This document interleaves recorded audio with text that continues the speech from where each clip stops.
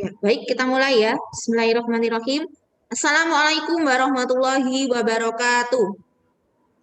Waalaikumsalam warahmatullahi wabarakatuh. Ya, alhamdulillah kita bertemu kembali di pembelajaran tematik tema 5 pemantapan ini ya sekarang.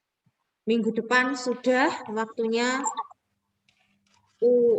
PTS. Ya, PTS penilaian tengah semester. Baik. Sebelum kita mulai, alangkah baiknya kita membaca basmalah dulu supaya diridhoi Allah. Baca basmalah bersama-sama. Wahid Isnan Salasah.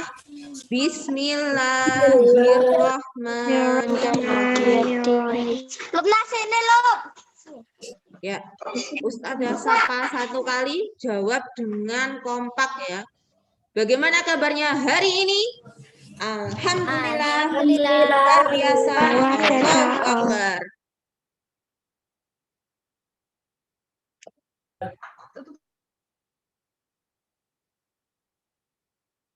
Mana ini? Kedengaran suara Ustazah? Alamatnya. Ya. Oh, gimana? Baik, mohon maaf karena suaranya kedengaran ya. Ustazah tidak akan mengemut kalian, tidak akan tak mute. Karena nanti kita belajar bersama-sama, langsung tanya jawab. Nah, tetapi jika ada yang suasana di sekitarnya rame, atau orang tuanya lagi ngobrol atau adiknya nangis, silahkan di-mute sendiri. Kesadaran masing-masing. Tapi kalau suasananya kondusif, suasananya oke, silahkan di-on-kan saja mic-nya. Tidak Ustazah mute satu persatu. Tak anggap sudah bisa menempatkan dirinya masing-masing. Sudah ya? Baik, kita mulai. Bismillahirrahmanirrahim. Mana tulisan-tulisan? Nah.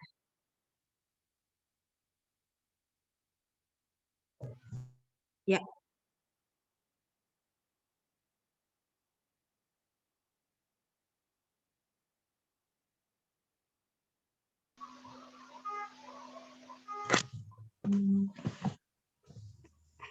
Baik. Tema 5. Sebelum kita ke materinya, tema 5 itu inti materinya, PPKN-nya ada yang ingat apa? Sila ke? Hanya 2 sila. Sila ke? 4 dan 5. Benar. Jadi nanti kalau ada soal kok kalian sampai jawab sila 1, sila 2, sila 3, wes jelas salah. Karena hanya bahas sila 4 dan sila 5. Oke. Sekarang kita ke sila 4 terlebih dahulu. Oh, tapi di sini IPA dulu ya. Udahlah nggak apa-apa, kita sebutkan semua aja materinya dulu. PPKN-nya sudah. Bahasa Indonesianya tentang apa? Ada yang ingat? Teks. Non. Teks apa? Teks non fiksi alias teks yang sungguhan, yang sesuai data, sesuai realita. Bukan cerita yang kayak Edo dan Udin dan Anu bekerja sama, itu kan enggak. Ini teks yang sesuai. Kayak kemarin tak kasih kan, apa namanya, Ki Hajar Dewantoro itu kan orangnya asli beneran ada, ceritanya juga bener kayak gitu, masuk teks non fiksi. Kemudian IPA-nya apa? Itu kelihatan IPA-nya wis mengintip itu. IPA-nya tentang Sifat cahaya. Sifat cahaya, betul. Dan IPS-nya tentang kerajaan Hindu, Buddha, dan Islam. Ya. Nah, sekarang kita bahas satu persatu. Dari IPA-nya dulu saja sesuai urutan di rangkumannya Ustazah. Nanti insya Allah Ustazah share rangkumannya beserta rekaman Zoom ini ya. Baik, kita ke IPA dulu. IPA-nya adalah sifat cahaya. Ya. Masih keluar tulisan. Ya, sudah. Sifat-sifatnya cahaya. Putus enggak? Ya. Sifat-sifatnya cahaya, yang pertama adalah cahaya merambat lurus. Nah, nanti tak bedai apa bersama-sama. Cahaya merambat lurus itu contohnya langsung di situ ya. Percobaannya adalah gambar kardus yang dilubangi, terus disejajarkan seperti itu. Nanti akan kelihatan cahaya lilinnya dari lubang kardusnya. Sudah? Cahaya merambat lurus, itu kardus yang dilubangi. Contoh cahaya merambat lurus, yaitu lampu senter. Kalau kita arahkan itu kelihatan berkas sinarnya lurus. Itu yang cahaya merambat lurus. Sekali lagi, kalau ada kedengaran orang tuanya lagi ngobrol, itu ada suara orang tua, bisa di-mute itu punya siapa. Kalau saya tidak mau mengemut semuanya, nanti kita tanya jawab soalnya. Silakan di-mute sendiri yang merasa suara orang tuanya masuk. Ya sudah, nggak usah dihawis, langsung dimatikan aja. Kemudian yang kedua, cahaya dapat dipantulkan. Cahaya dapat dipantulkan, contohnya adalah ketika kita bercermin. Ketika kita bercermin. Nah, di sini tak kasih penjelasan sedikit tentang cermin. Cermin itu ada 3. Ada yang ingat cermin apa saja? Ini ada di bacaan literasinya. Yang pertama cermin datar. Lalu yang kedua cermin Cembung. bener. Yang ketiga adalah cermin Cembung. cekung. Cahaya dapat dipantulkan. Contohnya adalah ketika bercermin. Nah, cermin ada 3. Cermin datar, cembung, dan cekung. Baik. Sekarang ke contoh dan sifat bayangannya. Cermin datar contohnya apa? Ya cermin yang kita pakai untuk mengaca itu. Cermin rias itu cermin datar. Sifat bayangannya bagaimana? Ada yang tahu? Masih ingat dari bacaan literasinya? Yang pertama, perhatikan semuanya ya. Maya apa nyata?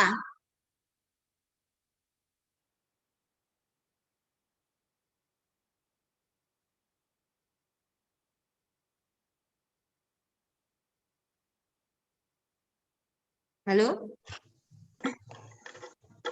Ada yang ingat maya apa nyata? Maya. Benar, siapa yang menjawab ini? Masya Allah. Maya, benar. Maya artinya ada di dalam cermin. Jadi kalau kita mengarahkan wajah kita di cermin, kok kelihatan bayangannya, berarti itu namanya maya. Kalau nyata gimana? Kita bercermin, tapi bayangan kita nggak ada. Nah, terus gimana? Bisa di belakang kita, atau di samping kanan kita, atau di samping kiri kita. Ngedeni lah kayak demit kan. Nah, jadi ingat, harus maya. Jangan sampai kita bercermin nggak ada bayangannya. Maya artinya ada di dalam cermin. Kemudian, apakah tegak, apa terbalik? Apakah tegak, apa terbalik? Sudah bisa jawab? Tegak, jelas tegak. Jangan sampai kepala kita di bawah, kakinya di atas. Nggak kayak apa itu? Enggak kan? Tegak. Nah, sekarang diperbesar, apa diperkecil, apa ya sama saja kayak gitu. Sama saja. Sama saja. Sip. Berarti kalau di cermin datar, sifat bayangan kita maya, ada dalam cermin.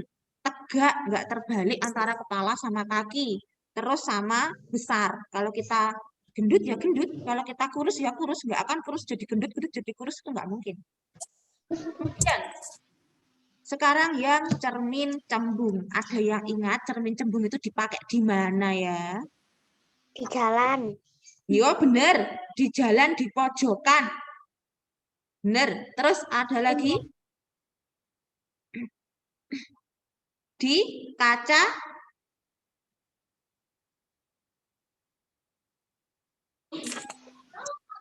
kaca spion ya. Selain di cermin jalan yang bentuknya bergenduk, bundar itu, di dekatnya pos satpam SD ada, juga dipakai di kaca spion. Baik, Sekarang sifat-sifat cermin cembung. Bayangannya cermin cembung. Yang pertama, maya apa nyata? Harus maya. Jangan sampai Maya. truknya nggak kelihatan di cermin. Tiba-tiba kita sudah didus saja sama truknya. Kan berbahaya. Harus maya.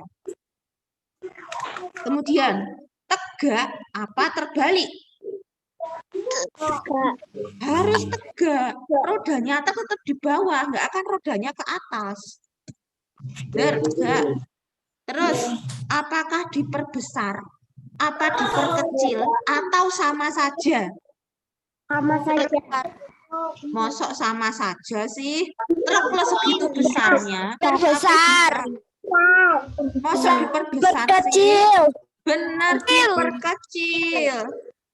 Lah truk segitu besarnya bayangkan ya, tapi bisa muat kelihatan di kaca spion yang kecil kayak gitu. Berarti diperkecil. Nah, sekarang yang cermin cekung. Yang cermin cekung ini tidak Ustazah ajarkan karena ini nanti SMP ya. Sifat-sifatnya itu bisa maya, bisa nyata, bisa tegak, bisa terbalik. Bisa sama besar, bisa diperkecil, bisa dibesarkan, nggak mesti ini. Nggak bisa.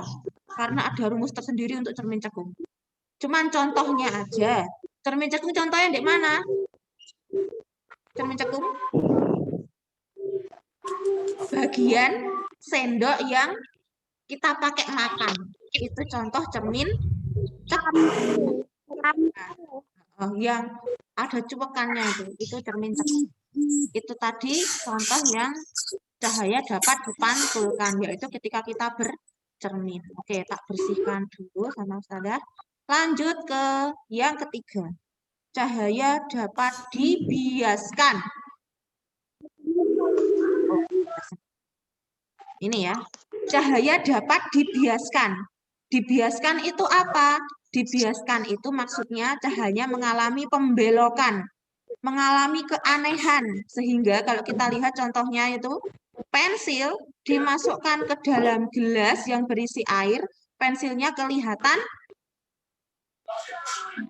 patah. Oh, patah kayak patah ya itu, padahal nggak patah. Nah, terus yang apalagi ya selain pensil dimasukkan ke air, contoh-contoh cahaya dapat dibiaskan. Dapat dibiaskan listriknya mesti mengandung tipuan. Nah, disebutkan di situ dasar kolam kelihatan lebih dangkal. Kalau kita lihat dari atas kolam, lihat ke bawah, alah cetek kelihatannya dangkal. Tapi kebalikannya, saat kita tenggelam, kelihatannya jauh sekali permukaannya. Kayak kita nggak akan nyampe-nyampe ke atas. Nah, contoh lain cahaya dapat dibiaskan adalah Sendok yang fatamorgana. dimasukkan ke dalam gelas bening Patah, iya, sudah bengkok. tadi. Iya, bengkok. Contoh yang lain dibiaskan adalah fatamorgana. Tahu fatamorgana? Jadi pas kita di gurun pasir atau pas di aspal yang sangat panas, dari kejauhan kelihatan kayak ada air-airnya. Ya. Nah, air-air itu tadi aslinya nggak ada. Itulah tipuan mata. Cahaya dapat dibiaskan. Oke, sekarang lanjut ke cahaya dapat menembus benda bening. Nah, jelas kalau ini menembus benda bening ya. Contohnya adalah kita bisa melihat keluar kaca jendela. Itu yang benda bening. Langsung nomor 5, cahaya dapat diuraikan. Jadi, cahaya yang aslinya warnanya putih itu bisa menjadi bermacam-macam warna, diuraikan menjadi bermacam-macam warna. Contohnya apa? Terjadinya pelangi. Pelangi itu awalnya cahaya matahari cuma satu warna putih tok, lalu diuraikan sama rintik-rintik air hujan. Sehingga terjadilah 7 warna. Contoh yang lain adalah gelembung air sabun, juga kelihatan warnanya bagus. Terus contoh yang lain juga, ini halo. Halo itu pelangi. Halo itu pelangi yang mengelilingi bulan atau matahari. Itu namanya halo. Mungkin kalau halo bulan, Ustazah sudah pernah melihat beberapa kali ya. Tapi nggak terlalu kelihatan kalau halo bulan. Warnanya itu kayak agak pudar. Tapi kalau halo matahari, juga saking terangnya jadi kayak putih. Mungkin pernah lihat ya, mataharinya kayak ada cincinnya di sampingnya, di pinggir-pinggirnya itu halo. Itu juga cahaya Ya, dapat diuraikan. pernah. Itu halo namanya. Kemudian cakram warna. Nah, ini kalau kita bikin kertas dibikin bulat, kertas dibikin lingkaran, terus dikasih warna 7 warna, kita putar dengan cepat, zet, nanti akan terlihat warna putih saja. Wes, baik. Sekarang tak ulangi dulu yang cahaya. Sifat-sifat cahaya. Sifat-sifat cahaya ada 5. Kok nggak stabil?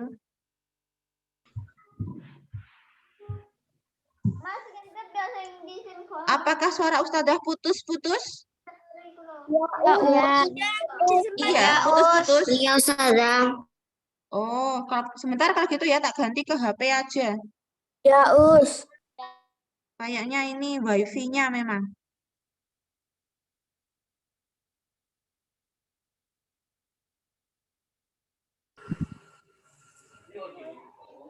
Enak mentahnya kan?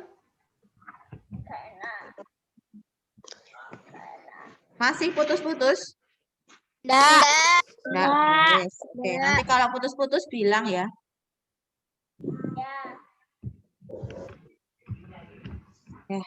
Alhamdulillah nggak sampai keluar, nggak sampai mati gitu aja. Wes. Oke, tadi cahaya, sifat cahaya ada 5. Yang pertama cahaya dapat merambat lurus. Contohnya tadi apa merambat lurus? Nah, ingat contohnya cahaya merambat lurus? Kertas karton yang dilubangi.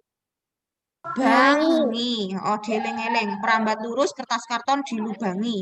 Atau lampu senter, itu nanti kelihatan. Yang kedua, cahaya dapat dipantulkan. Contohnya apa? Cermin. Oh, benar, bercermin. Nah, terus cermin ada 3 tadi sudah dengan sifat-sifatnya. Lalu yang ketiga, cahaya dapat dibiaskan. Contohnya tadi apa saja? Sedotan yang dimasukin. Gelas yang dimasukin air. Oke, sedotan atau pensil dimasukkan ke gelas yang ada airnya kelihatan patah, bengkok, tugel. Terus contoh yang lain, pokok yang mengandung tipuan mata dibiaskan itu. Dasar kolam Sendok yang kelihatan. dimasukkan ke dalam gelas bening Terlihat lebih besar bawahnya, bener. dasar kolam lebih dangkal. Iya, oke. Kolam memang yang dilihat jalan yang Dasar kolam jadi pendek plus juga tadi ada fata morgana. Kelihatan ada air dari kejauhan saat cuaca sangat panas. Kemudian cahaya menembus benda bening. Contohnya apa? Sangat jelas ini. cermin. Bening. Cermin itu tidak bening. Cermin Jendela. tadi cahaya dapat dipantulkan. Kaca. Benar. Kaca jendela. Itu kita bisa melihat ke baliknya Air itu. minum. Iya, boleh air minum yang bening tapi ya lek sirup kental ya nggak bisa. Kemudian cahaya dapat diuraikan. Apa aja contohnya tadi?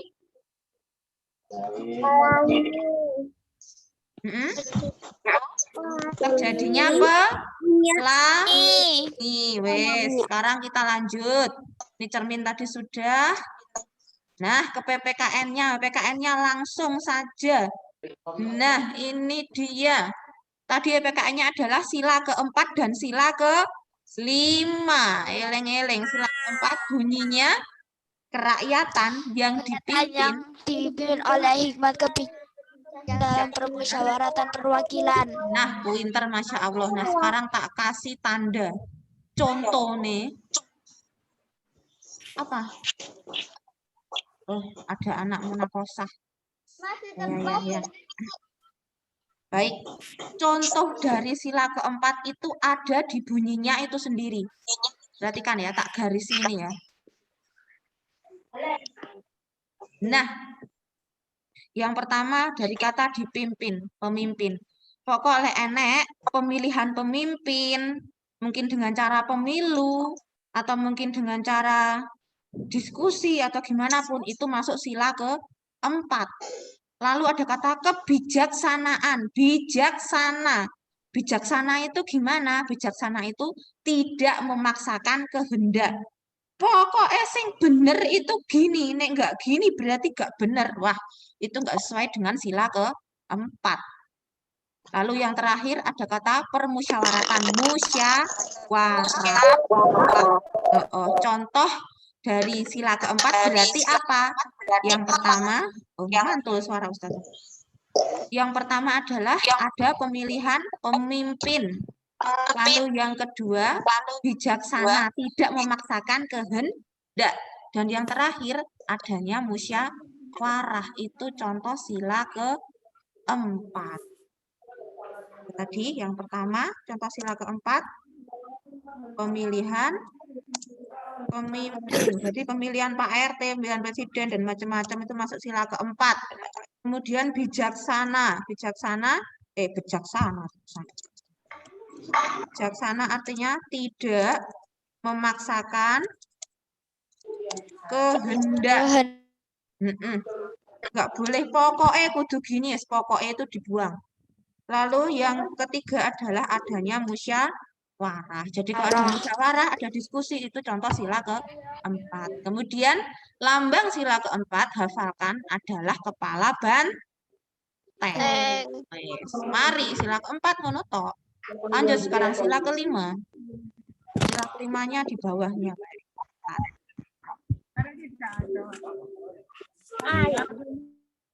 Cepat kok. Mana sila? Mana? Ini sila kelima. Sila kelima sudah tulis di situ contohnya apa saja. Sila kelima lambangnya adalah padi dan kapas. Yang panjang lebih panjang ini padi, yang pendek ini bunga kapas.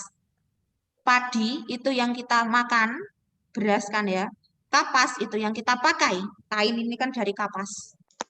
Nah, langsung saja isinya sila kelima, contohnya itu apa saja. Di situ sudah disebutkan di situ. Yang pertama kerja keras. Jadi nanti kalau ada kerja keras, itu sila kelima. Kemudian yang kedua, mengakui kedaulatan bangsa sendiri. Wes kayak gitu. Terus adil, ingat, adil. Jadi kalau ada pemimpin kelompok, kok dia agak membagi adil tugas-tugasnya nggak sesuai sila kelima. Di kerja keras, adil, pantang menyerah, plus boros itu nggak boleh, nggak sesuai sila kelima. Alias lawannya boros apa? Hidup hemat.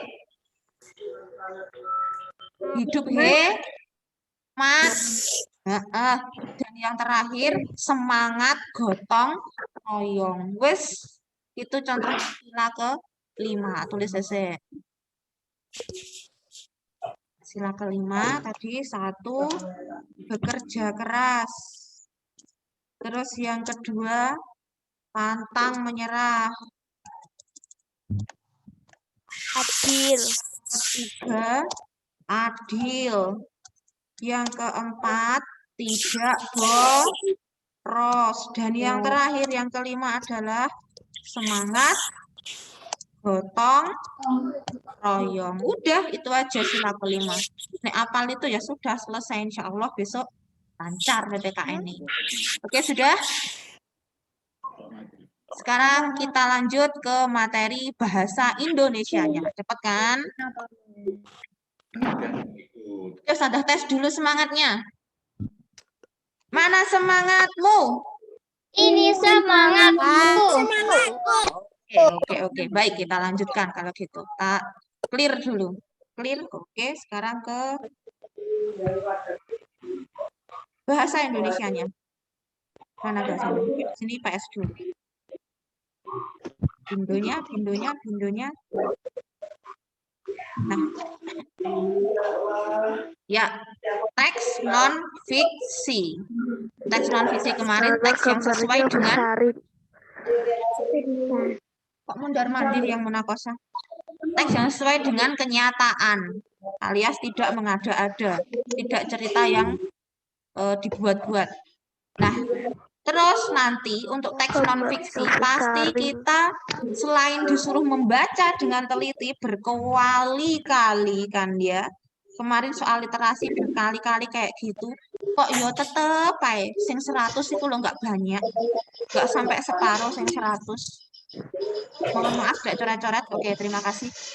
Jadi, ingat bacanya teliti benar-benar. Kalau perlu kita kasih tanda. Jawabannya itu ada di mana. Jadi kalau kayak Ustazah itu mengoreksi kan kita kasih ya. Oh, seharusnya yang ini salah, Mbak. Bisa dilihat di paragraf sekian, kalimat kesekian. Atau yang poin ketiga ini seharusnya benar, Mbak. Ada di paragraf sekian, kalimat sekian. Nah, seperti tak kasih itu. Selalu tak kasih kayak gitu. Kenapa? Karena biar membaca lebih teliti lagi. Nah, baik. Langsung saja. Nanti juga bisa juga membuat pertanyaan dari teks non-fiksi tersebut. Ingat, cara membuat pertanyaan. Nah, kemarin beberapa juga masih ada yang salah. Perhatikan ya. Cara membuat pertanyaan. Awalilah dengan kata tanya.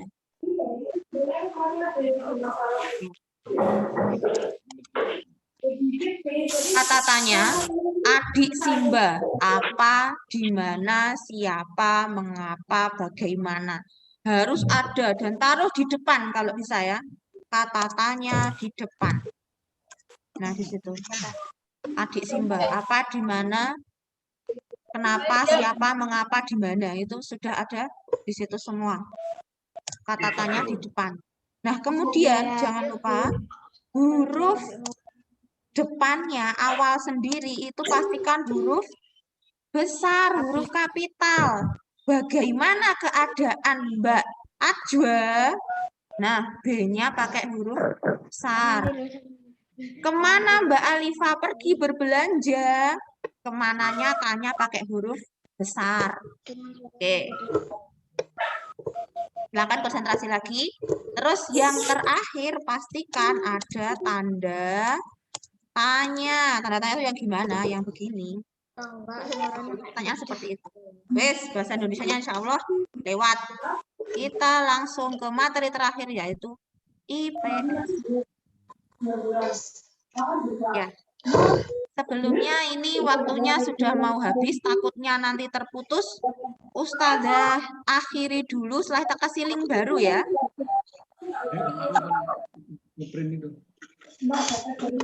Halo anak solihah, dengar Ustazah? Ya, ini waktunya sudah mau habis.